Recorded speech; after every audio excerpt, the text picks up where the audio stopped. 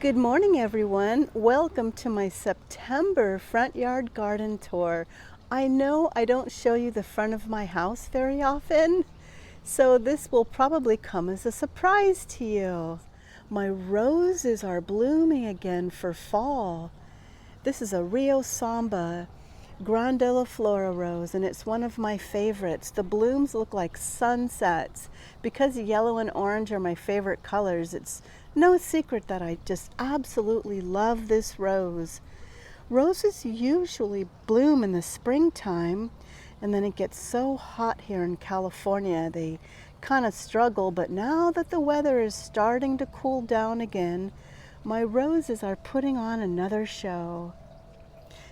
And I forget the name of this rose over here, but it's so beautiful with all those beautiful pink blooms. For me, roses are very easy to grow, and I like things that are easy to grow. I recently put down some landscape bark or mulch, whatever that's called, and it just kind of cleaned up the front of my house a little bit. But isn't that just beautiful? And there's Abby. Good morning, Abby. Probably smelling all the cats that come visit my garden at nighttime. I just love this iron trellis. I got that at the nursery. And on that iron trellis, I'm growing 2 star jasmines. They are growing so much more this season. The first year a vine sleeps, it's establishing a good root system. Then the second year it creeps, and I would say mine is creeping right now. And then next year it will leap. So sleeps, creeps, and leaps. That's the typical growth pattern of a vine.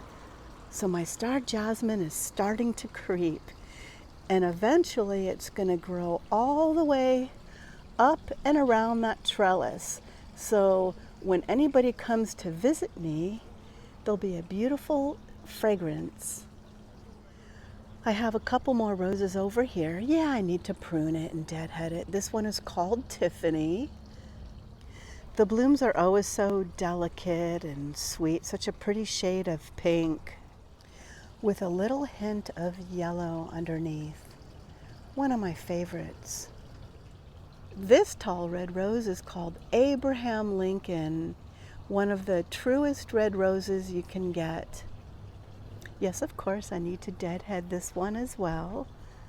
But these roses are just so pretty, and they have a beautiful fragrance as well. Of course, there's nothing like fresh rose blooms in the spring. But as I said, in the fall, they do put on a very welcomed show as well, especially after the garden just went through so much heat and dryness. These roses blooming again, it just gives me so much hope. Hope that with each season, something beautiful will come around.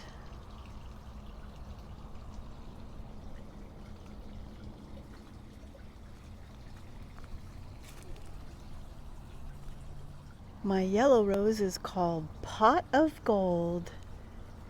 And I just love the yellow blooms with the creamy, peachy color centers inside. Sometimes they even look like there's a little bit of green in there. Now I'm going to take you inside my front yard. Okay, let's go inside my garden and see what's growing on.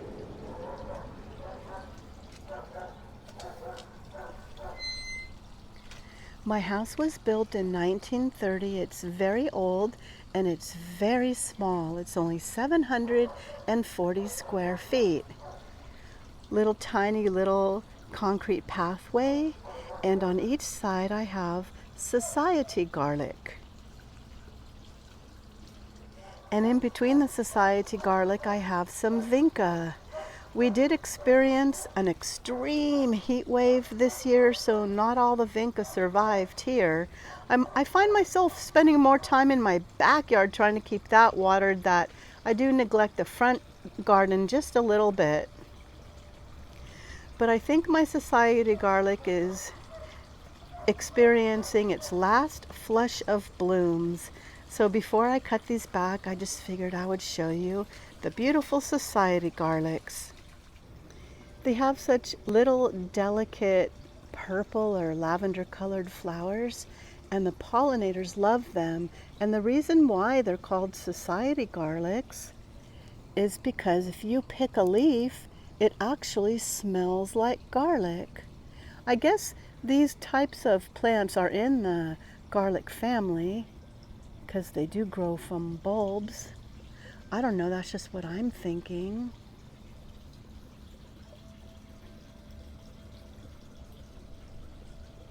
But it's a very easy plant to grow. It just likes to be watered and you don't have to do anything with it. And throughout the year it produces these long stalks with pretty delicate purple flowers on them. And you could even dig one of these up if they get too big and use your shovel, cut it in half, and place them in other areas in your garden. I didn't buy 10 plants. I think maybe I had 3 or 4 and I divided them, and then over the years they grow back to bigger plants. Now let me take you to see my beautiful double delight rose.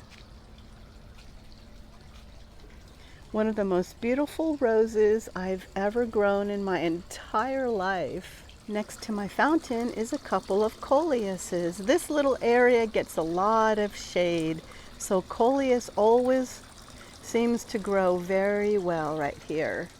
But here it is, my double delight rose. Behind that is a clematis. It's not blooming right now, but look at the double delight rose. I wish my camera had smell-o-vision. Yeah, I know I need to deadhead these too. But look at this. The double delight rose has the most incredible and intoxicating fragrance I've ever smelled. With these pretty cherry red petals with a creamy yellow center. And the amazing thing about a double delight rose is no two flowers look the same. Look at that beautiful bud. It's like all creamy yellow, just delicately outlined with that hot pink or light red tinge around the petals. So beautiful. The fragrance is sweet with a little hint of spice, but just so sweet. If they could make perfume out of a double delight rose, the person would be a billionaire. If you're ever thinking about growing a rose and you can't decide what variety to get, I highly recommend the double delight rose. You will not be disappointed. Not at all. If I could only grow one rose in the world, it would be this one right here, the double delight.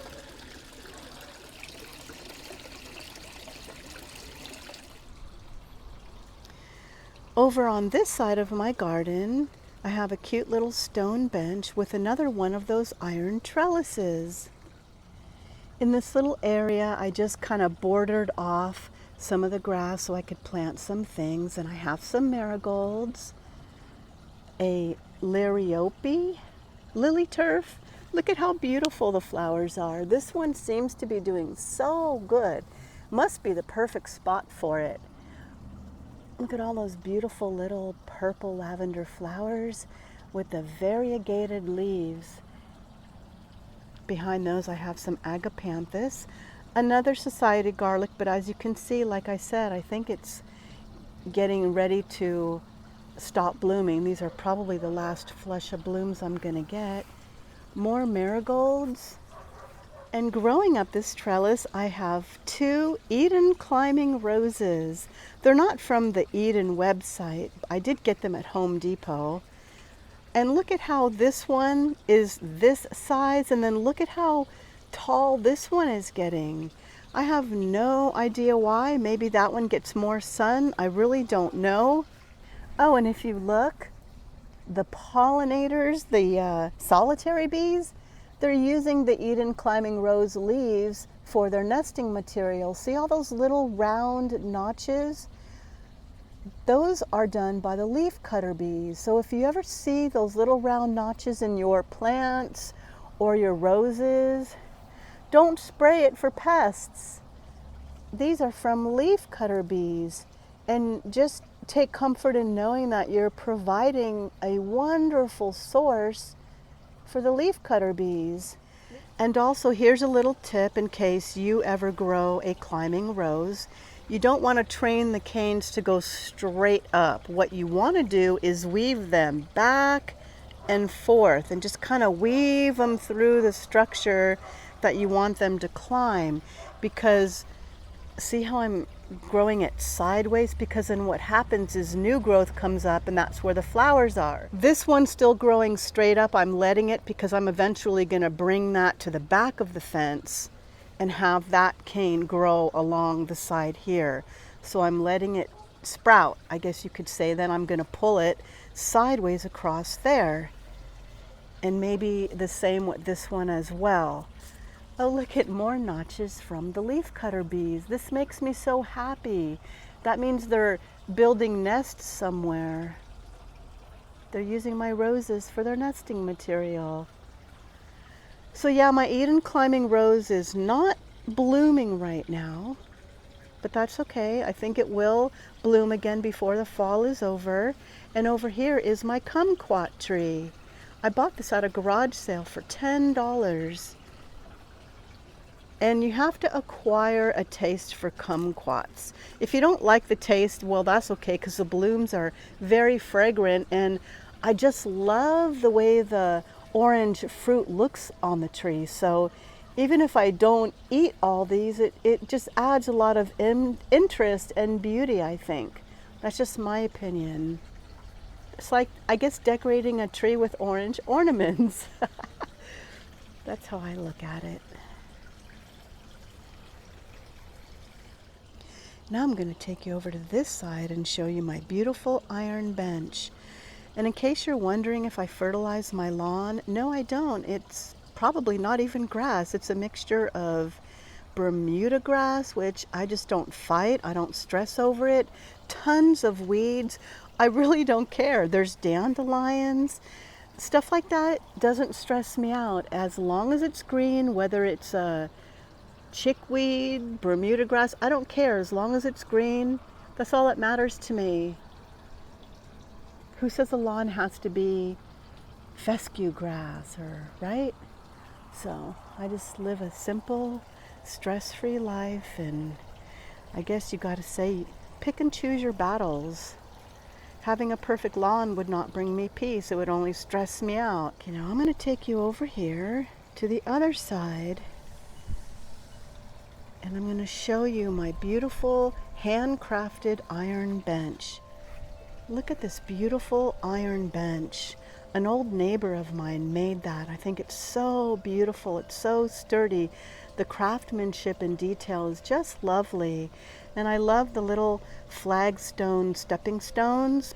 One of my favorite hardscapes in my garden. And of course, my faithful vinca. It's really crazy because this side gets sun and this side gets shade. Morning sun. So it's always kind of hard. What can I grow that has diverse sun requirements? I mean, what I'm trying to say is, what can I grow that's even and the same when the sunlight is different on each side? Anyway, I hope that made sense. In my stackable terracotta pots, I have some sedum. I don't know if that's Angelina or lemon lime. I have no idea. And look at these succulents just bursting out of there. You know, every year I take them all out and just put 3, and then they multiply. I forget what this is called. Oh well. And let me tell you how I made those terracotta pots aged. No, those are not very old. All I do is when I get a new terracotta pot, I get them soaking wet. I rub mud all up and down the whole pot, and I let it dry overnight, and then I rinse it off. That's how I get them to look aged. And on this side, I have another stackable terracotta pot with that same sedum grass, some succulents, and on this side, I have a coleus. Just 3 terracotta pots stacked up, just to give this area a little bit of height. Because with just one, it would just be low and it wouldn't be very exciting or outstanding, I guess you could say. So I call this my little iron bench garden. And in my little porchway, I have this cute little rocking chair that I picked up at the thrift store, and I painted it. I made all this design and all the flowers using a pencil eraser. I just dipped it in paint and then stuck it down on the chair. One of my little thrift store treasures, and a little welcome sign that I painted on an old-fashioned saw.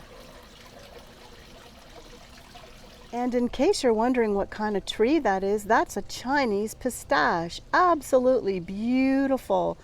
One of the most beautiful trees for fall.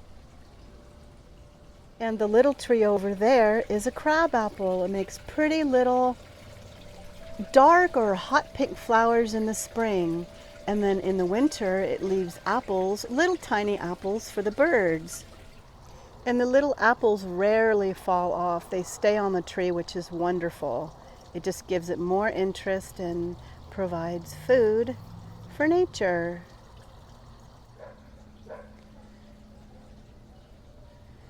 And that's the front of my house.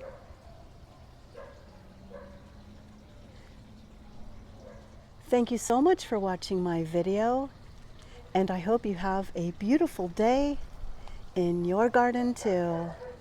Bye-bye.